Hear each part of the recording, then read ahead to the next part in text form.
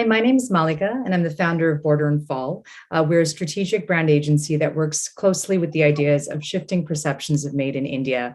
And we have the pleasure of working with an incredible range of designers. This very special conversation with Sanjay Garg of Raw Mango and jewelry designer Swapna Mehta. So, just by way of context, Sanjay, you're based out of Delhi, but you also lead the design house Raw Mango. And we've had the pleasure of working together for a number of years, but you've been at this for a long time in terms of specifically looking at interventions within textile, looking at innovation, and looking at forward narratives with regards to pieces that have been around, but also with the idea of, like we said, bringing them into the forefront, looking at culture, looking at philosophy, looking at society. And I'd love to hear a little bit more about that in the questions that follow that we can share with the audience.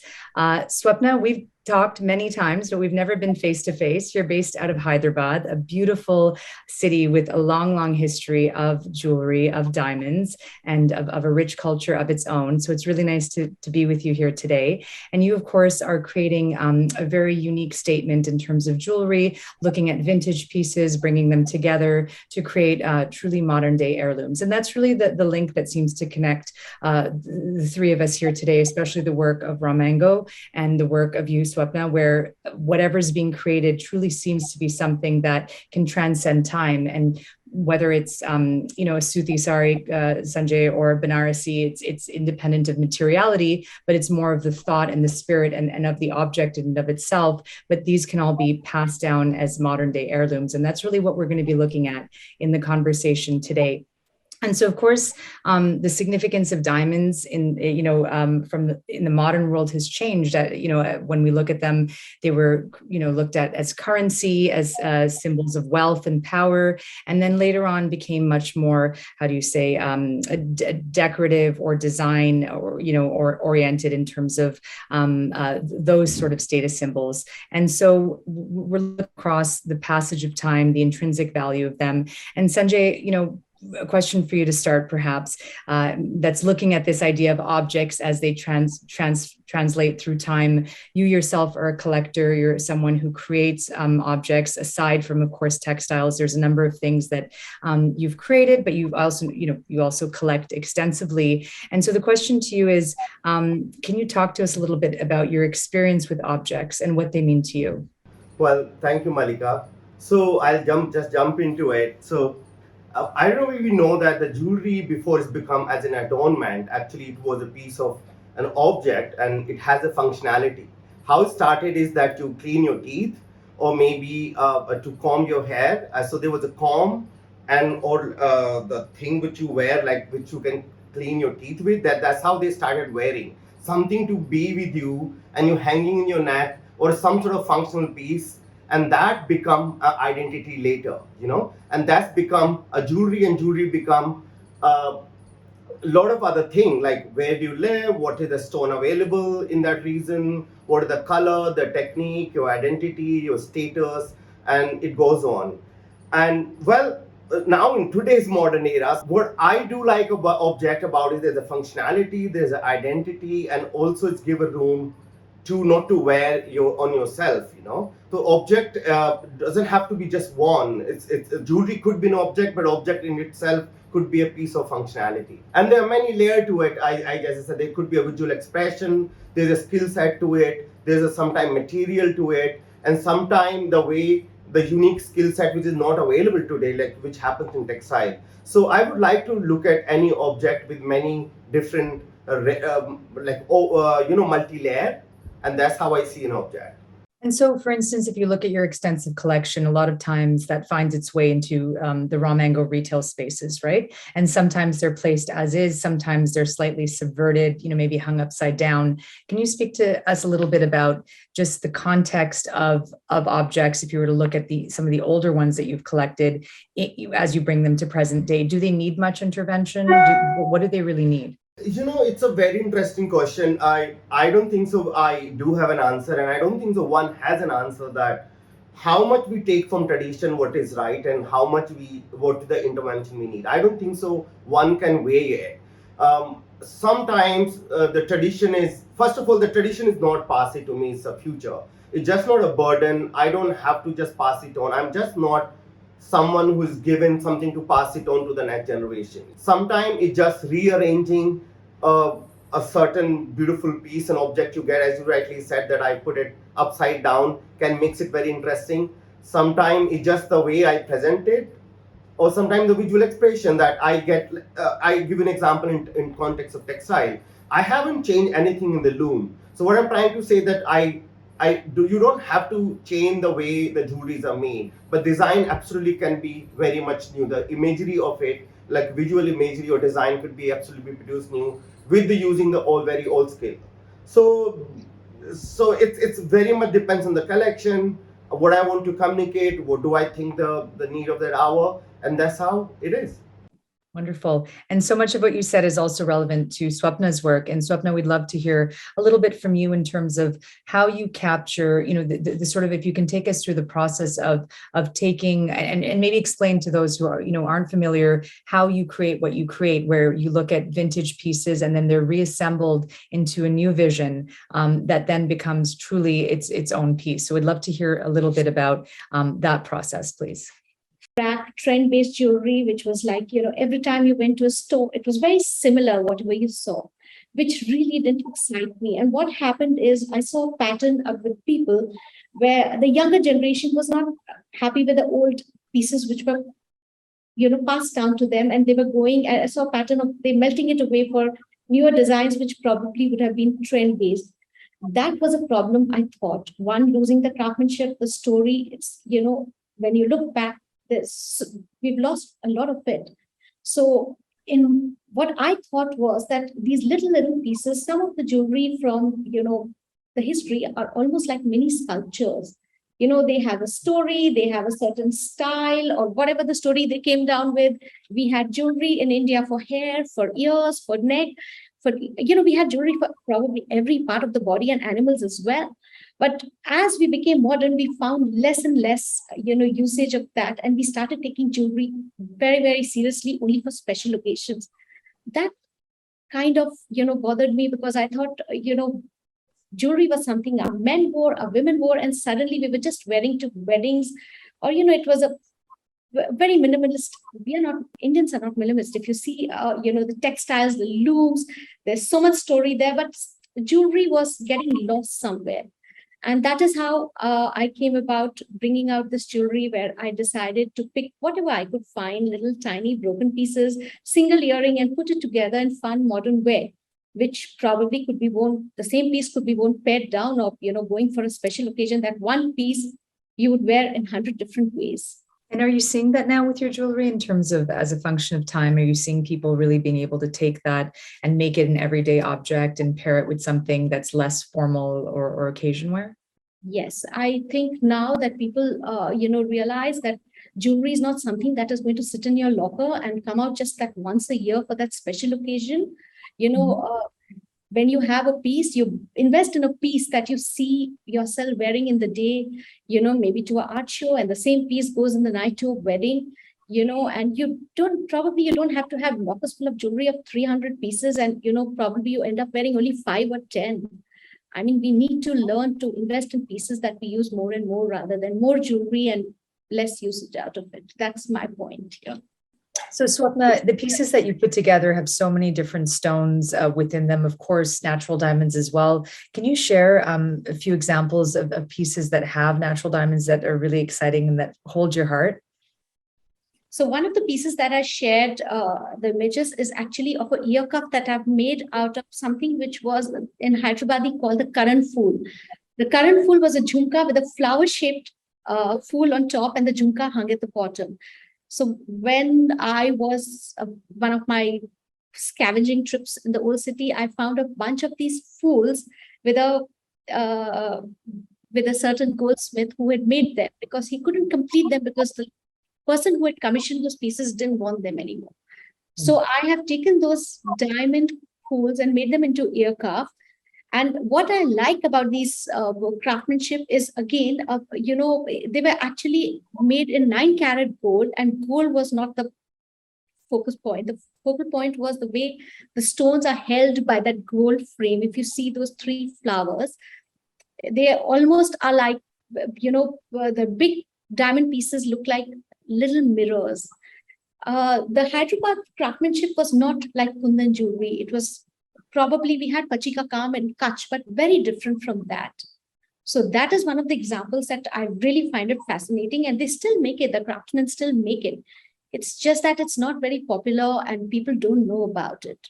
It's a beautiful piece of jewelry. The second piece that I shared was a handcuff that I have made with a man's buckle, which again I found with a very old goldsmith in near Charminar, who said his grandfather was commissioned to make a belt buckle for a gentleman in the 1930s or 40s. And each size of the diamond, and I think must have been Golconda, because when you see the quality of the diamond, of course, it's a flat table cut diamond. 4 diamonds is beautiful, a belt buckle encased in a silver casing. So I got that belt buckle from him because there was nothing much he could have done with it. And he was saying, even if he melts it and takes out the stones might get damaged because the clasp holding the diamonds was so tight that it tends to damage the edges of the diamond. I'm so happy I got it and I converted it into a handcuff, a very, very, beautiful handcuff. And I think that was one of my biggest, finds in earlier stages of my work. Wonderful. And you spoke about storytelling. That's something that also connects the work that both of you do, even though you're both specializing in, across different mediums.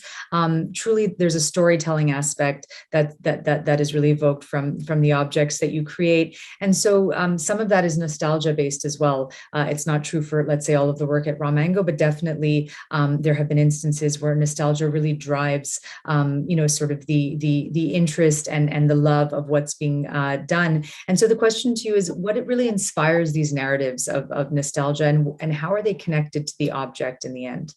It's a question for both of you, whoever'd like. First of all, I definitely think there's always a relation with the story I'm telling with the object. So they are not related. They are always related. And I always said that my work is kind of a commentary, my dialogue with my own self, and what I communicate through the campaigns. And the whole idea have been that we have done in past.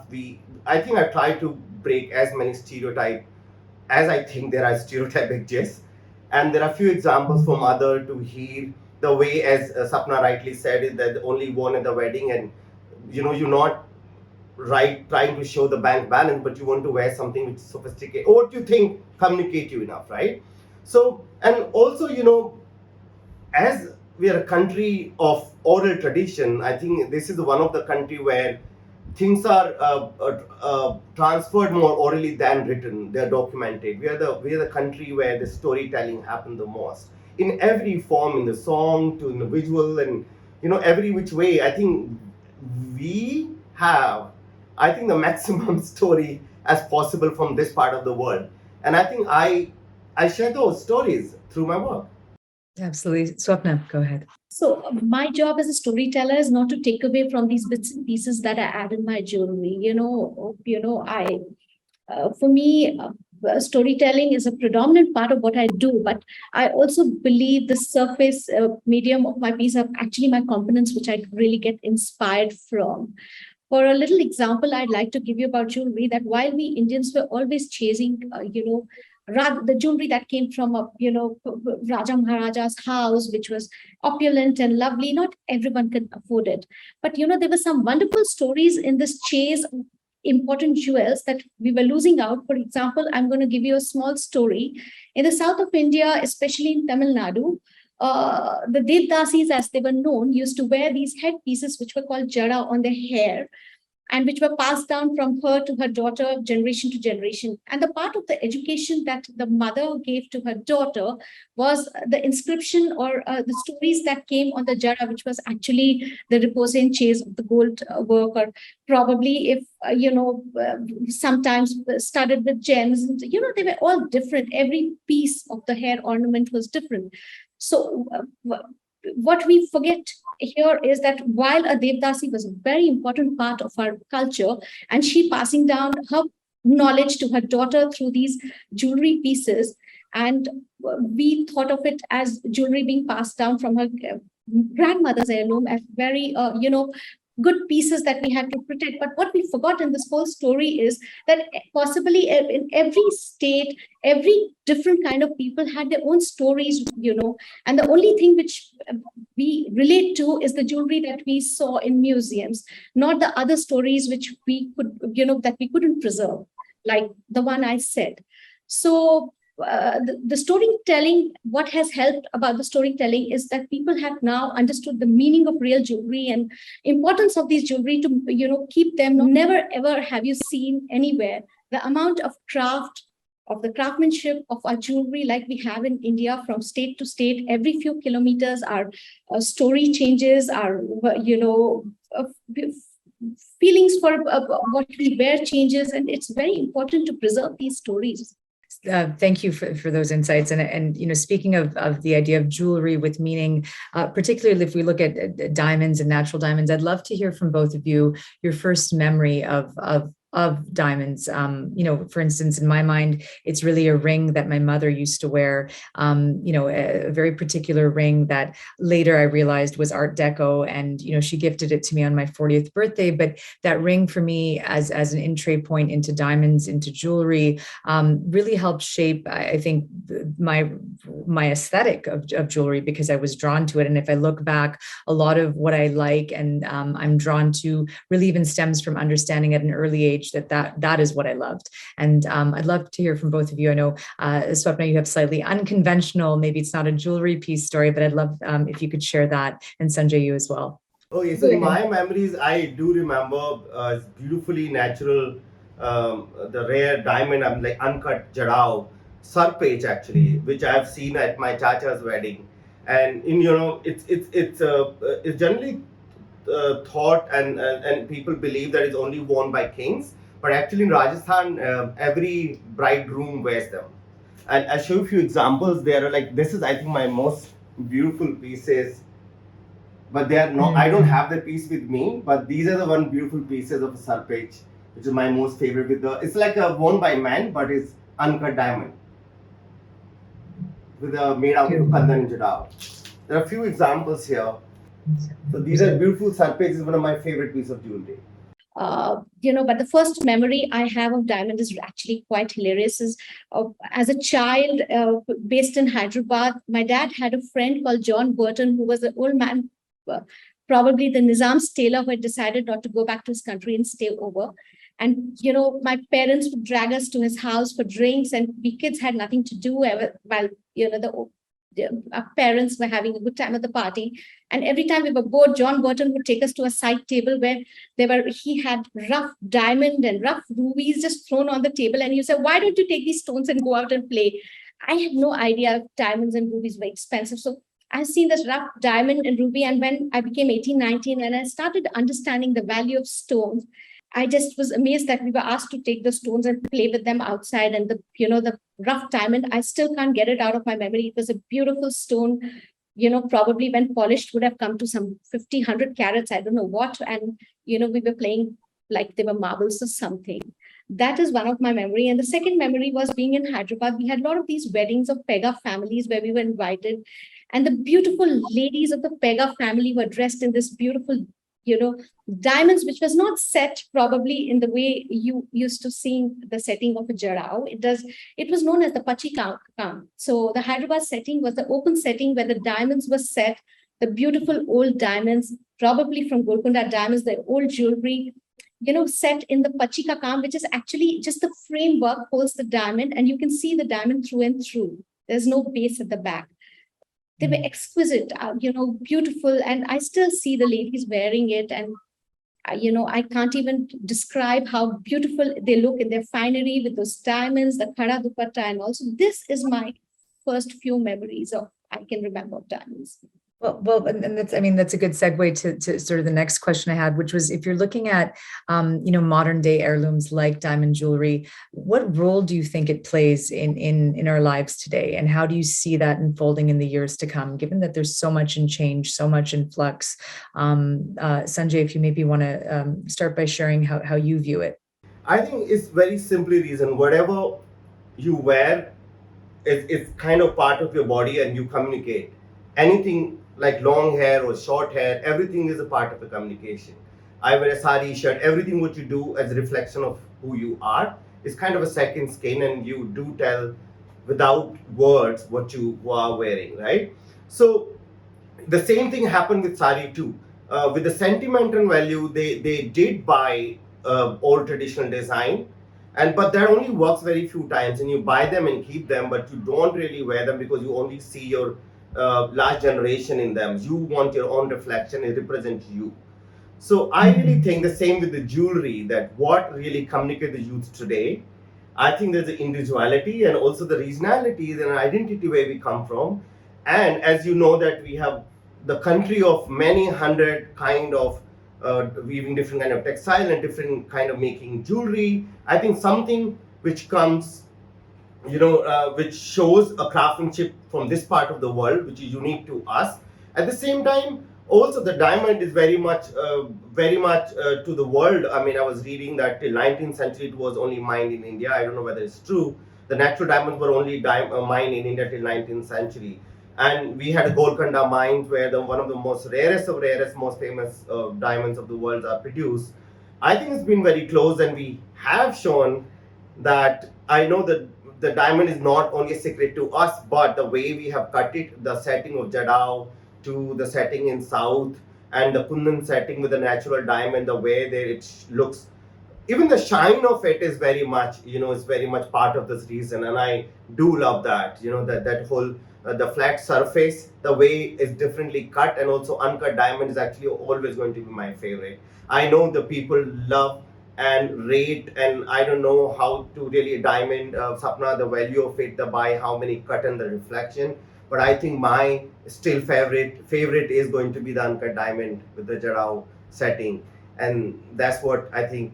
I would say that for the next heirloom, which has a design which communicates, as I said, the youth today, and parts of the history. It could be in a set of skill set or visual design, something which you can wear it more than just the wedding would be the right heirloom piece for the youth today. Wonderful. Swapna.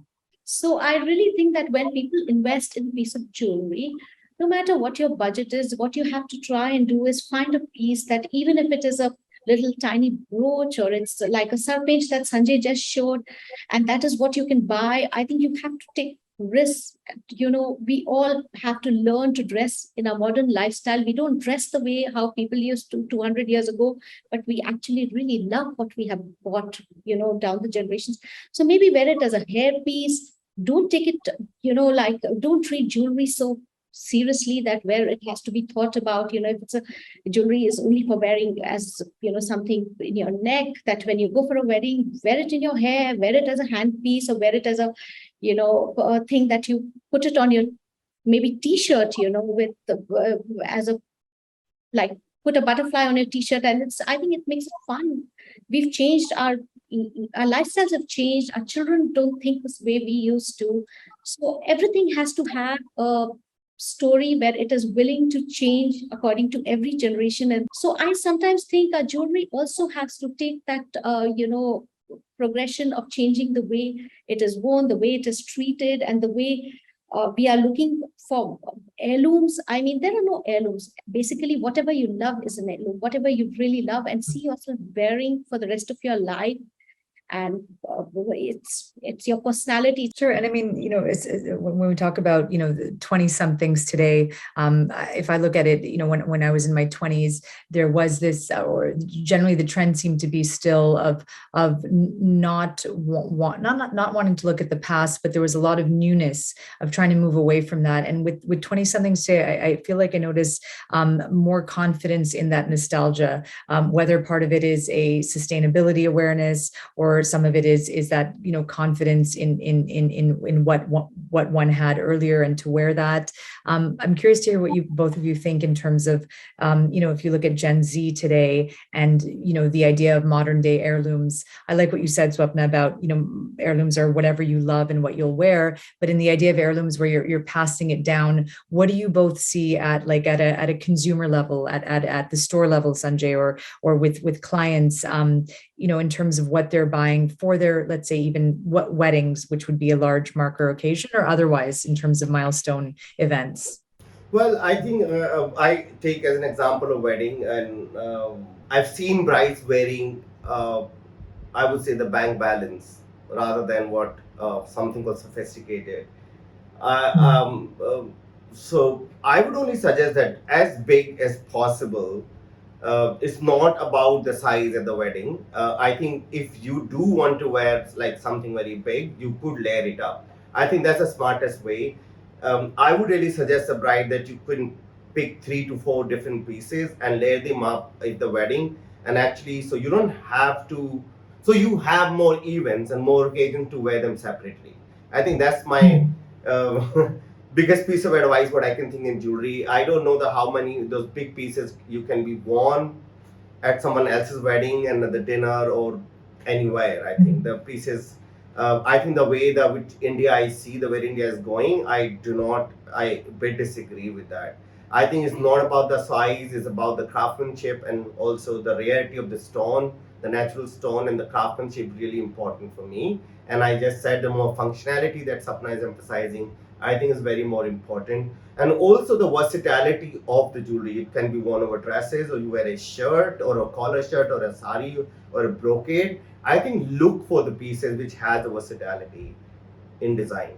And if we were to look at what you create at Raw Mango, so jewelry aside, in terms of what people Yeah. are buying, Raw Mango has really championed this, for lack of a better term, this idea of a minimalist bride well before, it was of the current du jour term, but in the sense that where we've seen just like a plain red mushroom lenga, right, that's been shown in campaigns years ago. But are you really seeing a shift in terms of what away from the beautiful Banarasi? So generally the whole sari shopping, whenever I saw the if bride is coming to buy a piece of textile, the actually the whole family comes with the bride. So it's not the bride who really decide what she wants to buy for herself. It's kind of a family decide what she need to wear that day. I think that is shifting. That has shifted after COVID a lot, where she is very much participating in the discussion. She is not just a doll and doing like she wants to be their bride, which wants to dance, want to move around. So there is a huge shift in that, surely, where she either she wants to wear those pieces more and more, and at the same she wants to participate in the selection of the particular garments. And I've seen that very much. They also think of practicality. They do not want 80 kgs of a garment on them. They much prefer lighter, and as I said, and they also care how is it made. And there is a great shift in the perception. Great. And Swapna, are you noticing any shifts in terms of or changes or insights in terms of what's been sold over the years? And tell me, sorry, how long have you been making jewelry? Just curious in terms of that timeline. Only 6 years, Malika. Only But for 6 myself, 25 years. For myself, 25 years, but otherwise 6 years professionally. So I do have one question for you, Sapna. So, do you yeah. also make jewelry, or you only collect and curate all pieces and you recreate them, or you also make certain pieces? What I do is whatever catches my fancy of old pieces, probably, from different indigenous areas, I just collect them. Like many times, a lot of people want to melt. If they lose one earring, they'd like to melt the second earring. Like you weave saris, I weave my pieces. I put them together. That's why they're abstract, because I never can find, a pair of everything. They are mostly, if you see, a lot of my pieces, unless it's a broken necklace, I don't find even numbers. So that's why my pieces are abstracts. I don't make my pieces from a scratch. But what I've started to do in the last couple of years is I do take newer makes as well. Goa craftsmanship was amazing, but the craftsmen have all disappeared because there was nobody buying those beautifully gold reposed jewelry. So my idea is, if there's a certain craft area which people are not getting enough work, then I get them to do pieces and I use that as well. So I feel that when young girls come to buy my jewelry, or young boys come to buy my jewelry, they're willing to engage in a certain thing where they want to know the background of the story and where is it from, which I sometimes feel people in the generation don't care. If they like something, they buy it, but they don't care the source of it or where it comes from.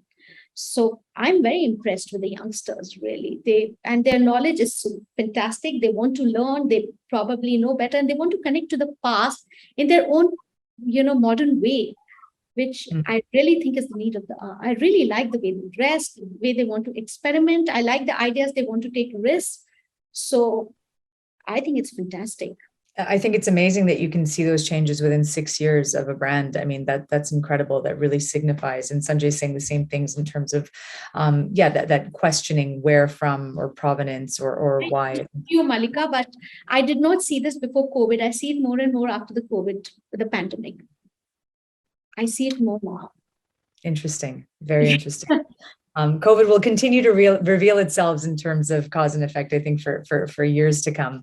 But just to kind of, as we wrap up here, I'm just curious in terms of circling back to these, beautiful sort of this idea of diamonds. And I know all three of us come into diamonds with similar but sort of unconventional perceptions, or where we see them as one of many different possibilities within the world of jewelry. And I'm just curious for the both of you, if you had to pick an iconic piece of diamond jewelry, what would it be? I was trying to think of mine as well, and it wouldn't be necessarily one, but I thought, I think the diamond solitaire ring is still so, it's amazing how that has been able to transcend geography, and whether it's through the idea of love or commerce or marketing, communication, or, sort of a multitude of reasons that solitaire ring, but it is truly iconic in that way.